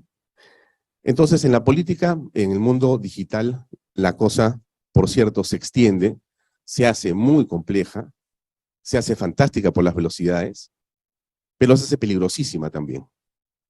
Porque ha aparecido una forma de combatir las ideas y de, sobre todo, de avasallar a quien no piensa como uno. Y ocurre claramente de un lado más que del otro. Hay que decirlo con claridad. Aquí el progresismo ha ganado la batalla en las redes sociales. No la guerra, la batalla. Solo por el momento. ¿Y por qué digo esto? Porque la cultura de la cancelación es una expresión clara de esto. Lo sabemos, quienes estamos en las redes sociales vivimos con eso y entendemos el peligro que tiene, que no es otra cosa que ponerte la puntería porque piensas de una manera. Lukács sabe a qué me refiero. Él es un blanco de la cultura de la cancelación, por supuesto. Los pensadores en un medio donde no hay pensamiento son un peligro porque salen del molde. y Miklos sale del molde. Miklos propone una reflexión donde no te piden que reflexiones. Miklos te dice, por favor, deténganse un ratito, voy a ser antipático, como siempre dicen sus tweets, porque voy a pensar de otra manera. Cuando todos te dicen, alíneate nomás, no hagas problemas, quédate tranquilo. Entonces a Miklos hay que callarlo. A Miklos hay que cancelarlo culturalmente. ¿Y cómo se hace eso? Muy simplemente. Se le cancela económicamente, se le cierran las fuentes de financiamiento, se le cierran las fuentes académicas, se le corta cualquier contacto con universidades o centros de conocimiento o de pensamiento. Se le cancela socialmente, como sea, clubes, colegios, padres de familia, centros donde él está haciendo deporte, y después se pasa a las redes sociales. Se le cancelan las cuentas, se le ataca por todas partes, se le desdibuja, se le destruye. Si Miklos logra salvar esa valla, seguramente, como lo ha hecho muy bien, y otros también, habrá pasado por un aro sumamente importante.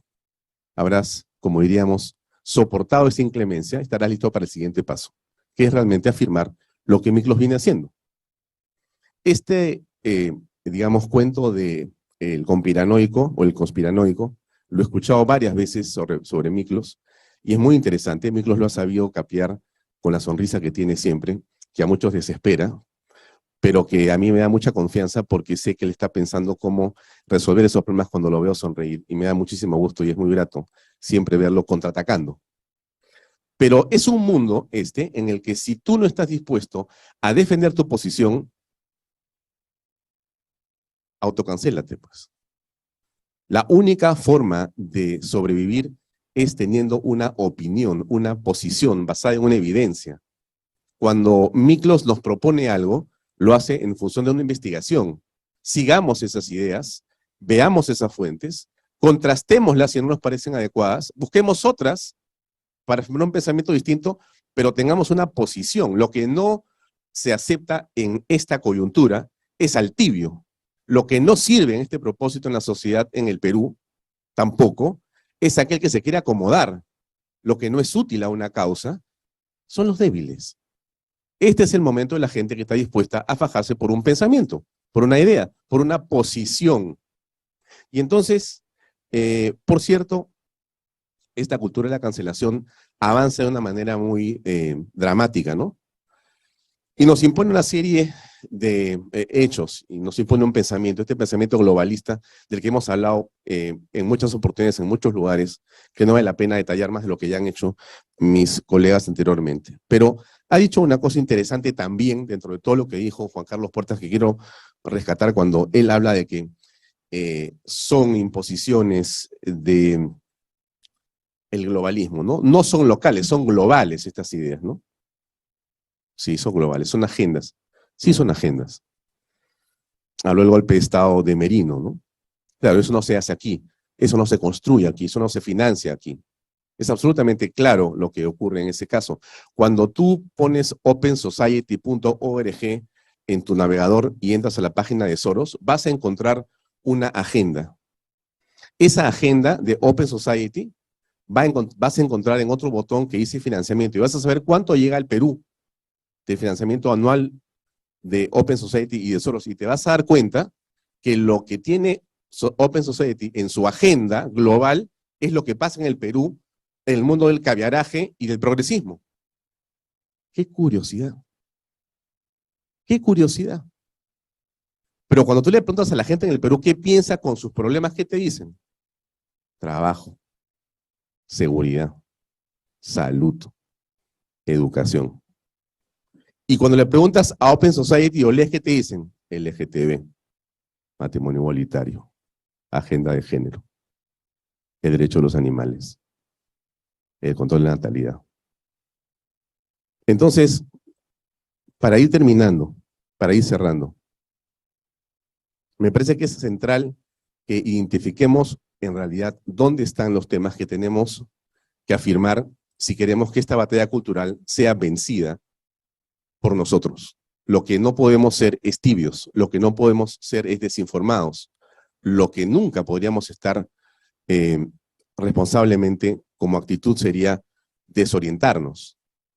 O sea, tenemos que tener responsabilidad frente a lo que está ocurriendo en el país y en la sociedad en este momento.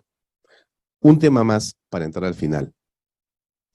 La familia ha sido en todo esto el blanco de un ataque de misericordia. Obviamente.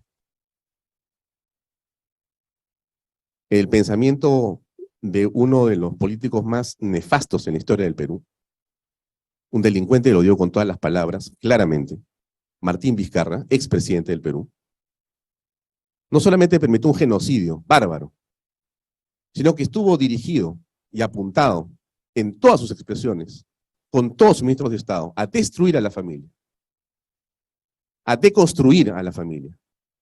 Y eso estoy seguro que muchos se han dado cuenta, y si no lo están haciendo, qué bueno.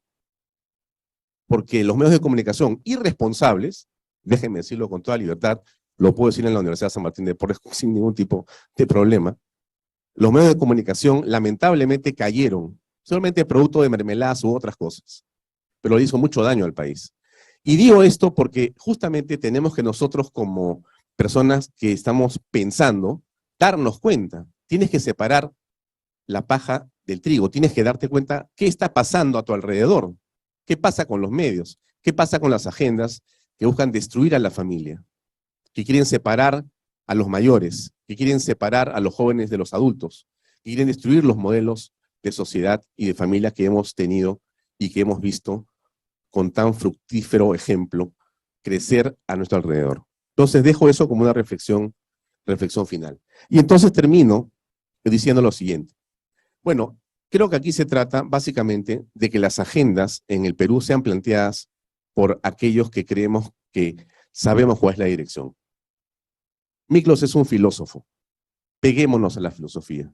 Creamos en la filosofía. Busquemos más Miklos en el Perú. Respetemos y ayudemos a que más universidades como la Universidad San Martín de Porres tenga debates como este, así de fructíferos, así de interesantes, porque finalmente la agenda hay que plantearla o replantearla nosotros mismos. Los que creemos que tenemos un camino y un sentido, pues planteemos la agenda y hagámosla nuestra. No tomemos las agendas de los demás, menos la de los enemigos. Eso es todo. Gracias.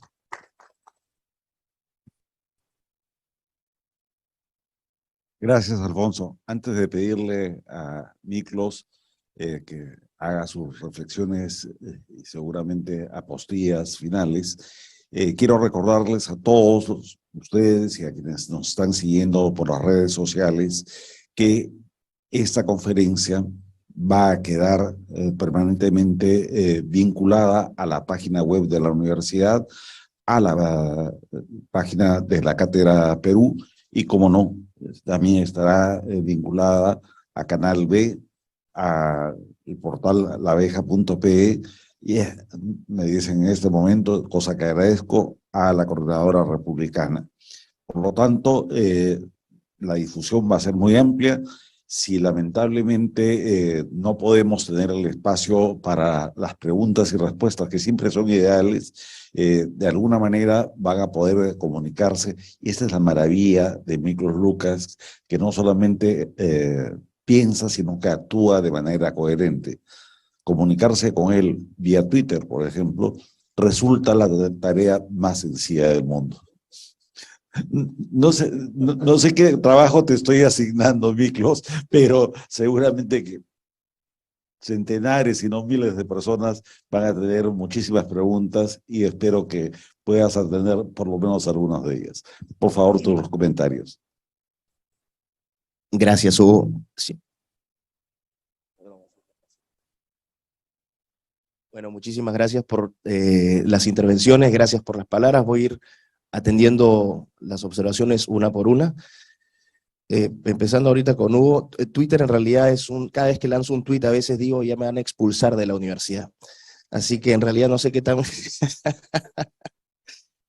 Que Diego Cárdenas dice, el profe sabe, es cierto.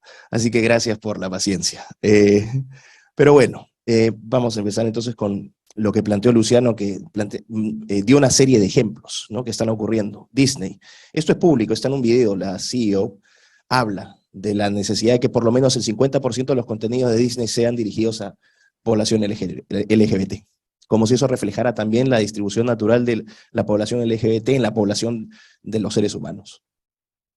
O sea, eso claramente es una orientación ideológica. Quien me diga que esto no es ideológico y que no hay una agenda, o es idiota,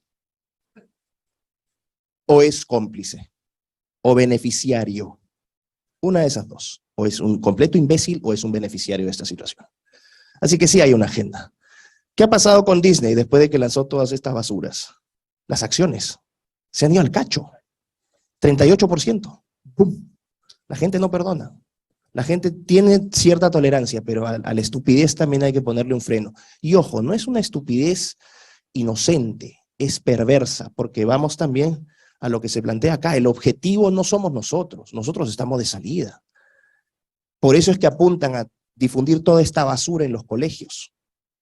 Niños son su objetivo principal, después adolescentes y después jóvenes universitarios, en ese orden. El objetivo es destruir a los niños. Aquí John Locke, ¿no? Planteaba, ¿no?, esta teoría de la tabla rasa, donde nacemos con una mente en blanco y que se nos puede programar.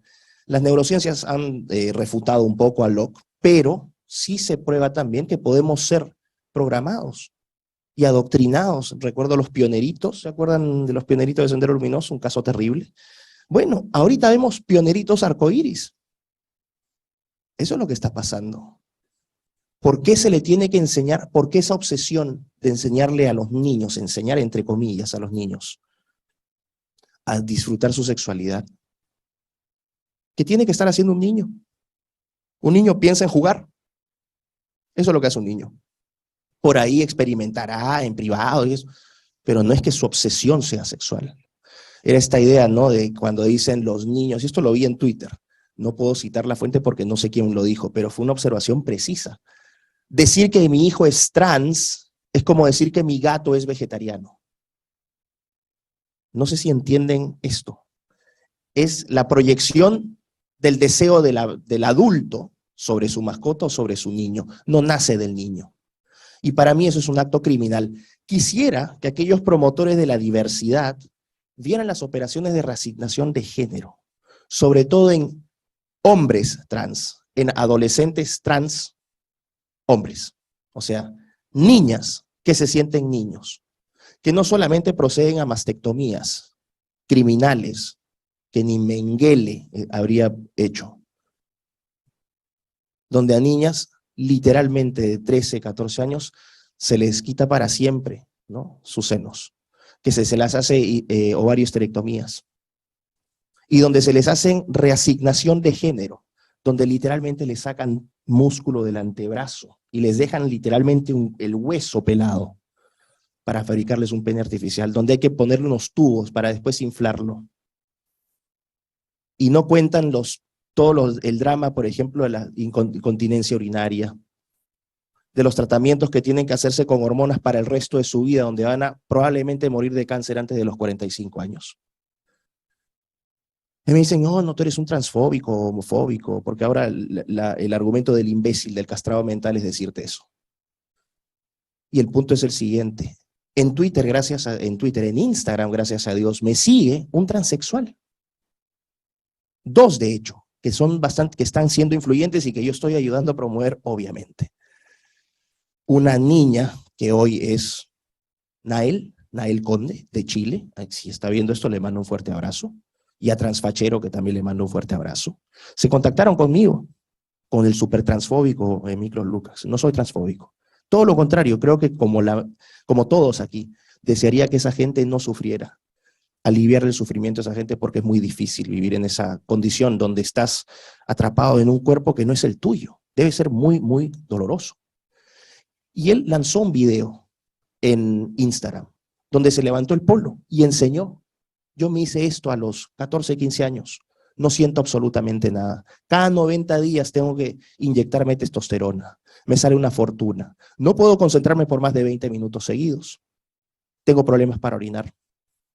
Y constantemente dependo de esto, porque si veo que dejo de tomar la hormona, se me empieza a caer la barba. Y empiezo a ver mi identidad, y eso es psicológicamente traumático para mí. ¿Dónde está? ¿Por qué no se dice eso?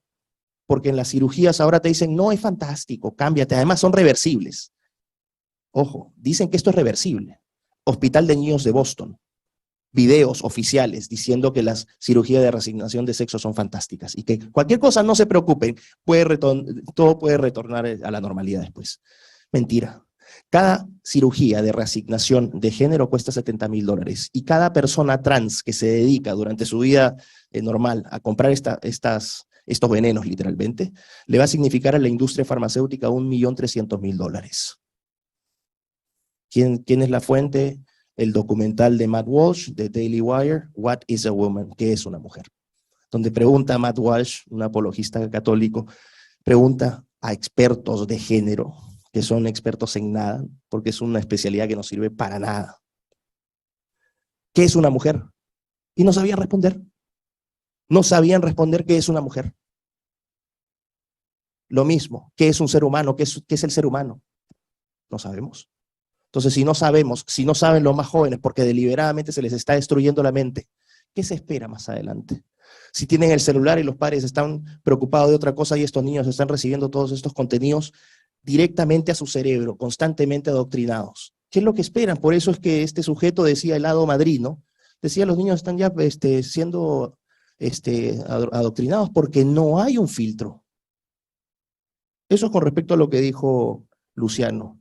Con respecto a lo que dijo Juan dijo varias cosas interesantes. Voy a tomar el tema de las ideologías.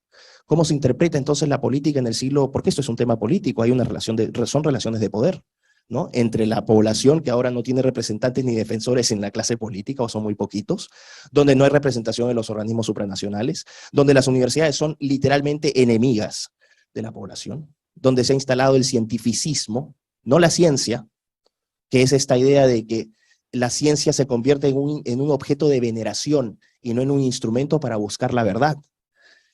Universidades donde, y sobre todo las más prestigiosas, entre comillas, que aprovechando de ese prestigio, ¿qué clase de ciencia es aquella que tiene las conclusiones ya dadas y sobre esas conclusiones tú tienes que construir el argumento? Todos estos papers de ideología de género son basura, digámoslo con todas sus letras. Y es así, si es que no me creen, hay antecedentes. En el siglo XIX se hablaba de la frenología científica. Vamos a medir los cráneos, ¿no? Vamos a medir los cráneos y no, los caucásicos tienen un promedio de cráneo, esto es súper científico, hay data, ¿no? Y hacían estudios con no sé cuántos caucásicos, no sé cuántos negroides, no sé cuántos indígenas, y científicamente se llegaba a la conclusión de que los caucásicos eran más inteligentes. Congresos internacionales en Heidelberg, en Harvard, ciencia pura. ¿En qué terminó la frenología? Parte de la eugenesia, el famoso racismo científico, 6 millones de judíos muertos en Auschwitz. ¿En qué está terminando toda esta basura de género? En el drama de estos muchachos, de estos niños, de estos jóvenes, a quienes se les roba la inocencia y se les destruye la vida para siempre, porque no hay punto de retorno, una vez que se mandan a sacar músculo para construirse un pene que nunca va a ser un pene. O estas niñas que se hacen las mastectomías, nunca más van a ser niñas. ¿Quién les devuelve la vida? Y fíjense, uy, qué psicótico, ¿no hay un tema acá reproductivo? ¿Qué pasa con esta gente? ¿Puede reproducirse? Ah, pero soy un conspiranoico, el control demográfico. Toda esta obsesión por el sexo no es gratuita, es porque hay un tema de control demográfico entre medio. Controlas el sexo y controlas todo. Si tercerizas el proceso reproductivo, te vuelves Dios, porque te vuelves dador de vida y regulador de vida. Aquí vamos a dejarlo por ahí. Entonces, con respecto a las ideologías políticas del siglo XXI, partir con nuevas ideologías. Yo estoy proponiendo una cosa que yo no he creado, ya está, pero está planteado en un debate bioético y no político, que es el bioconservadurismo. Esta idea de quienes están a favor de defender la vida del ser humano desde la concepción, es decir, rechazar el aborto, pero aparte de eso, un paso más, que no tendría que haberse pensado si no fuese por las circunstancias actuales, de aquellos que estamos en contra de modificar la naturaleza del ser humano y empezar a experimentar y empezar a convertirnos en centauros y en cositas así. Bueno, a esa posición le llamo el bioconservadurismo. Y yo me defino como un bioconservador. ¿Quiero tecnología? Sí. ¿Quiero mejoramiento científico? Sí, por supuesto. ¿Quiero mejorar la calidad de vida de la gente? Por supuesto. Pero no destruyas lo que soy. Y en ese sentido, parte del conservadurismo, por eso es que el conservadurismo tiene una vena que es, vamos a decir, útil para lo que está pasando, porque a diferencia de todas las ideologías políticas, el conservadurismo parte reconociendo la imperfección del ser humano, y eso es la diferencia de todas las demás. Para el liberal, el homo economicus, un ser racional que siempre toma decisiones perfectas. Para el comunista, el marxista, el proletario, que es un ser virtuoso, pobrecito. Pero son seres perfectos. El conservador dice, no, no somos perfectos, somos limitados y nos morimos. Pero eso está bien, no hay problema con eso. De hecho, por eso valoramos la vida. Por eso es que la arena no tiene valor, porque sobra. Si tuviéramos vida eterna, estoy seguro, les aseguro que surgirían cultos a la muerte y gente cometería suicidios, porque el hombre nunca va a estar contento con lo que tiene. Así que voy a dejarlo con el tema de ahí de Juan Carlos. Y finalmente lo de Alfonso. En primer lugar, Alfonso, gracias por darles palabras. Son muy generosas. Y yo agradezco eso porque efectivamente tú has sido una de las pocas personas que ha estado siempre desde el principio apoyándome. Como lo ha sido también Luciano, como lo ha sido Juan Carlos. Y como lo ha sido el ingeniero Bao, que ha apostado. Y sobre todo acá mi querido profe, ¿no? El ingeniero Luis Cárdenas, que no solamente es decano de la facultad, sino que es un gran amigo personal, que apostó por mí, y con los colegas también que tengo acá de la FIA, que también me han aguantado varias cosas ahí. Así que gracias, profes, por su paciencia, pero que siempre me dio la oportunidad, contra viento y marea. Yo estoy seguro que el profe a veces ha estado, qué difícil me hace la chamba ¿no? Pero ahí nos hemos mantenido. Yo agradezco eso siempre. Y decir que, efectivamente, la idea es que no hay espacio para tibios ahora. Uno tiene que saber defender posiciones, por más impopulares que éstas sean. Yo recuerdo trabajar en otra casa de estudio hace unos pocos años, me hicieron una campaña nacional de desprestigio. Un impresentable que fue suspendido de toda función pública 5 años por corrupto. No voy a dar su nombre porque ya va a saber quién es. Y me hicieron una campaña de bullying en redes. Y le dieron a esa institución, le hicieron trending topic nacional. Que cómo pueden enseñar, ¿no? Cómo pueden tener inmoral, a pobre diablo, refiriéndose a mí. Y se hizo trending topic en Twitter, no porque me tiraran basura, porque salió gente a defenderme. Y lo que quisieron darle una connotación negativa terminó siendo una connotación positiva. O sea, esa institución era trending topic y uno leía los comentarios y decía, qué maravilla, qué buena universidad. Uno tiene que saber defender lo que uno cree. Mi motivación es la única finalmente a la que yo me debo, es a mi hijo. Yo hago esto por mi hijo, porque no quiero que mi hijo crezca en un mundo que es un asco. Esa es mi obligación. ¿Qué va a pasar más adelante? Si es que ganamos o perdemos, bueno, ¿qué pasa más adelante si mi hijo me dice, ¿qué hiciste? Bueno, le diré, yo puse todo. Fue más grande que yo, pero bueno, ahí con un grupo de amigos estuvimos dándole duro y peleamos. Yo creo que hay mucho satisfacción en eso, ¿no? Esa satisfacción de saber que uno lo dio todo. Entonces yo los invito a todos aquellos que tengan miedo de hablar, nos pasan por encima porque la gente calla. No callen, achórense, como se dice acá en el Perú. ¿Ah? ¿Cómo es? Parado y sin polo y parado, ¿no? Así es, sin polo y parado. ¿Por qué? Porque al final lo que nos respalda a nosotros es la verdad. Eso es algo irrefutable, así que muchísimas gracias.